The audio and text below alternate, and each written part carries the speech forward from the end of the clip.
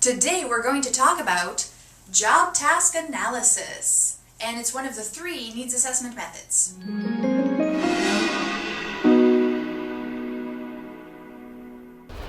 A job task analysis focuses on 2 things: tasks and responsibilities.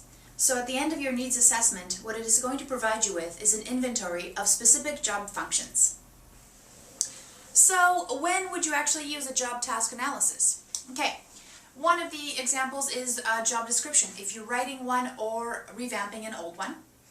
And the other one is if you wanted to identify some common tasks across different job functions. And what that helps you to do is 2 things. One of them is to streamline your training, and the other one is to repurpose your training. And what I mean by that is if you studied 6 people in a particular department and you realize that a lot of them execute the same tasks or common tasks, then the next time a training class comes on, even for those different job functions, you've identified a commonality in that training that you can now streamline, so they don't have to go to 6 different types of training, or each person doesn't get individualized training. There's some aspects that can be common and can be trained with the group together. Okay, so I'm going to give you some of the positives and negatives to using the job task analysis needs assessment method.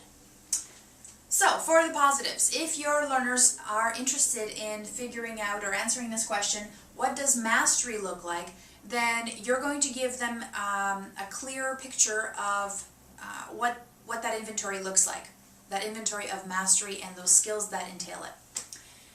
The negatives here are quite huge, are basically things you have to watch out for. It is extremely time consuming, and that makes it costly. The other thing is that with this type of needs analysis, you're making a lot of assumptions, especially about what mastery is and the fact that there's only one type of mastery. There's only one way to do a job well, and that can be dangerous.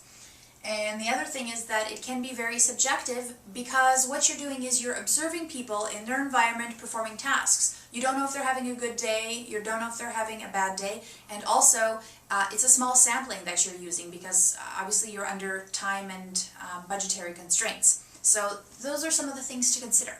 Job task analysis can help you streamline and repurpose your training. Just make sure you don't fall under the assumption that only one type of performance equals mastery. If you enjoyed this video, then please subscribe. Also, make sure you take the time to watch the other 2 videos that go into detail about needs assessment strategies.